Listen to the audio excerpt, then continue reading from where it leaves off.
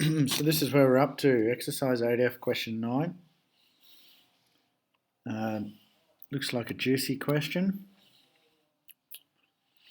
So it says find A if the coefficient of x to the power of 11 in the expansion of x squared plus 1 on ax all to the power of 10 is 15. So I can do this using the general term formula.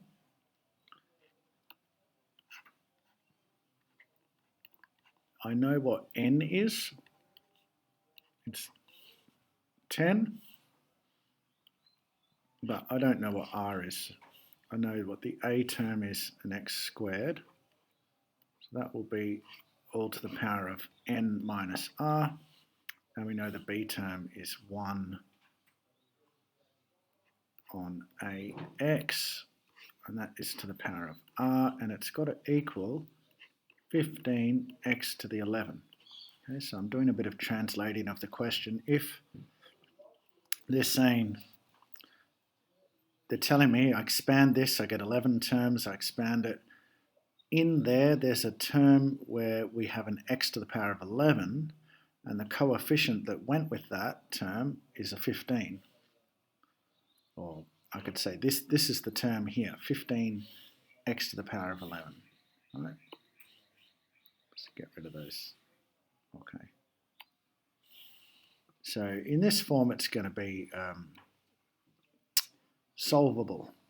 We can work with this. All right. If x is to the power of 11, we're going to have to get that power of 11 from this bit here, this x squared to the power of whatever that is, and there's an x here as well, x to the power of r. So I'm going to consider that x to the power of, oh, why have I left that as an n? That was silly. That should be the number 10. I know what n was. That should be the number 10 in there. Let's rewrite that. 10 minus r. Right, so just looking at this x, I'm going to end up with 20 minus 2r. Right, using index laws, now we've got a to the m all to the power of n. What do we do with those powers? We multiply them. Right, so multiply those out, and you'll get 20 minus 2r. So hoping the resolution's all right, and you can see that that's an r there. Over here, I'll be timesing by. I'm going to ignore the a. I'm just trying to figure out what the r has to be. Right. Right, and I could say this has got to come out to give an 11. Right. Now here I'm very tempted to just put that r straight onto the, if we've got 1 on x all to the power of r, how could I write it? I could say that's 1 on r on x to the r. Right? So in the interest of saving some space here, I might go straight into doing that. Times 1 on x to the power of r, because 1 to any power is just 1. Okay. Now if I was to tidy this up, I'm going to get, therefore, x to the power of 20 minus 3r needs to be giving x to the 11. Okay, what have we done there? It's like we've got a to the m on a to the n. What do we do with our powers when we're dividing? As long as our base is the same, which it is, because the base is x, we subtract powers, yeah? So if I do a minus 2r minus another r, to be careful with negatives, you get minus 3r. Okay, and so therefore r has to be 3. That's the only way I'm going to get this 20 down to 11. I could say therefore 20 minus 3r has to give 11. So at this point we are equating powers, and r has to equal 3. And I'm sure you're capable of working that out. We could say 3r has to give 9, or show some working. You don't have to do every little step at year 11. If you can see that r has to be 3 there because you need 20 minus 9, just write the answer. Okay, now if the r is 3, I can rewrite my general term again. It's going to be the 4th term in this expansion. We're going to need 10 choose 3. Okay. Now here we're going to have x squared all to the power of 7.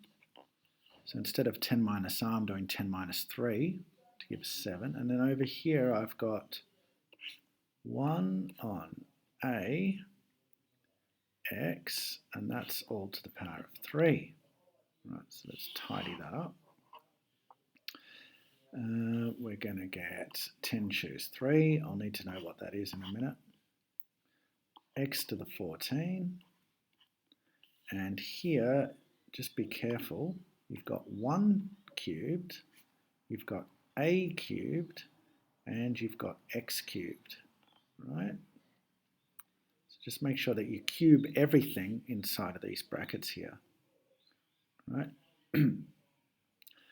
So that's term 4. Term 4 will equal 10 choose 3, x to the 11, right? We've got 14 minus 3 gives us our 11, and we're left with 1 on a cubed, and we know it's got to equal 15, x to the power of 11. We knew that right back at the start of the question.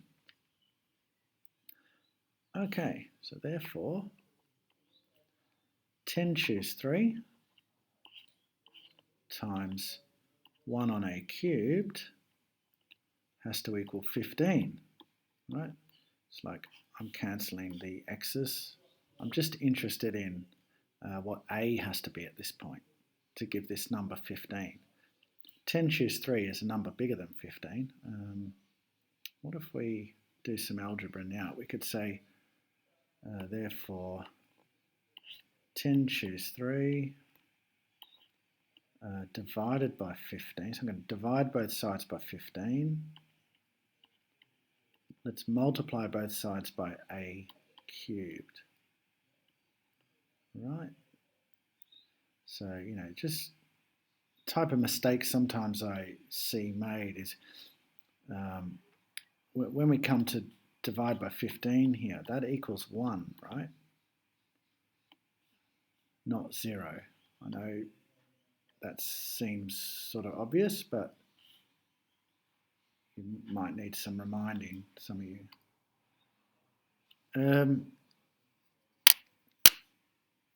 So what is 10 choose 3? I'm going to go have a look. Calculator. I'll get rid of that. Obviously doing something different there. I need a cursor. 10 choose 3. Try and do this quickly. Quit out of that. There it is, number 8. 10 choose 3 is 120. Okay, good. So, therefore, 120 divided by 15, which is 8, equals a cubed.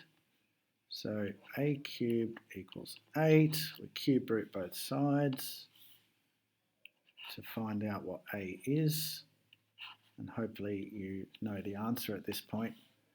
A equals 2. Right. And that question is done. That was quite a good one. Thank you.